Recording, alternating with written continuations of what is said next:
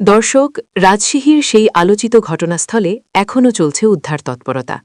গভীর নলকূপে পড়ে যাওয়া ছোট্ট শিশু সাজিদকে বের করে আনতে দিনরাত এক করে কাজ করছে ফায়ার সার্ভিস। ইতোমধ্যে প্রায় ৪০ ফুট গভীর একটি আলাদা গর্ত খোঁড়া হয়েছে এবং মূল গর্তের দিকে পৌঁছানোর প্রচেষ্টা এখনও অব্যাহত। এখন যুক্ত হচ্ছি থাকা সহকর্মী আবরার শহীদের সাথে। ধন্যবাদ। সকাল থেকেই আমরা আশা করছিলাম যে অভিযানটি দ্রুত শেষ হবে, কিন্তু প্রথম ধাপের যে টানেল তৈরি করা হয়েছিল সেটি মূল গর্ত পর্যন্ত পৌঁছাতে পারেনি, ফলে সেই প্রচেষ্টাটি অসম্পূর্ণ থেকেই যায়। তারপর শুরু হয় দ্বিতীয় ধাপের অভিযান। প্রথম দিকে মই ব্যবহার করে হাত দিয়ে মাটি সরাতে চেষ্টা করা হলো, সময় বেশি লাগায় এখন মেশিন ব্যবহার করা হচ্ছে। একটি বড় সাদা পাইপ ধীরে ধীরে নিচে নামানো হচ্ছে, আর সেই পাইপের ধার ঘেঁষে মাটি কেটে যতদূর সম্ভব গভীরে পৌঁছানোর চেষ্টা চলছে। এই মুহূর্তে ধারণা করা হলেও যাচাই করা যাচ্ছে না শিশুটি ঠিক কোন গভীরতায় অবস্থান করতে পারে, কারণ স্থানীয়দের আনিকে বলছেন যেই গভীর নলকূপটি বোরিং করা হয়েছিল সেটি ১০০ থেকে ১৫০ ফুট পর্যন্ত হতে পারে। ফায়ার সার্ভিসের ক্যামেরা নিচে নামানো হলেও ৪০ ফুট পর্যন্ত মাটি ও খড় ছাড়া স্পষ্ট কিছু দেখা যায়নি। এখনও আরও প্রায় ১৫ ফুট মাটি কাটার কাজ চলছে। এরপরেই বোঝা যাবে সামনে কোনো অগ্রগতি আছে কিনা। রাতভর এসকেভেটর ও ভেকু মেশিন দিয়ে চলেছে মাটি সরানোর কাজ।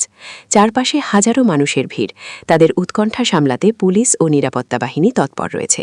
সবাই শুধু একটাই আশা নিয়ে দাঁড়িয়ে, ছোট্ট সাজিদ যেন নিরাপদে ফিরে আসে। এদিকে প্রশাসনের উচ্চপদস্থ কর্মকর্তারা সকাল থেকেই আসছেন। বিলম্ব কমানোর জন্য তারা নিয়মিত খোঁজখবর নিচ্ছেন। ফায়ার সার্ভিসকে যখন জিজ্ঞেস করা হয় যদি ৪০ ফুটের ভেতরে শিশুটিকে না পাওয়া যায় তবে পরবর্তী ধাপ কী, তারা জানান প্রয়োজনে একটি বিশেষ পদ্ধতি আছে। লোহার অকড়া দিয়ে গভীরে প্রবেশ করিয়ে কোনো বস্তু বা ব্যক্তি থাকলে সেটিকে উপরে আনার প্রচেষ্টা করা হয়, তবে সেটি শেষ ধাপ হিসেবেই বিবেচনা করা হচ্ছে এবং এর জন্য প্রয়োজন প্রশাসন ও পরিবারের অনুমতি। এখন চলছে তৃতীয় ধাপের অভিযান, পাইপের গা ঘেঁষে মাটি কাটার কাজ। তবে অনেকেই উদ্বেগ প্রকাশ করছেন, কারণ গতকাল বিকেল থেকেই শিশুটির কোনো সাড়া পাওয়া যায়নি এবং ক্যামেরায়ও ইতিবাচক কিছু শনাক্ত হয়নি। তবুও আশা ভাঙেনি উদ্ধারকর্মীদের। একজন ফায়ারকর্মীকে আবারও রশি বেঁধে নিচে নামার প্রস্তুতি নিতে দেখা গেল। তারা উপরে উঠছেন, নিচে নামছেন, হাল ছাড়ার কোনো লক্ষণ নেই। মহাপরিচালক সহ উচ্চ পর্যায়ের কর্মকর্তারাও সার্বক্ষণিক যোগাযোগ রাখছেন।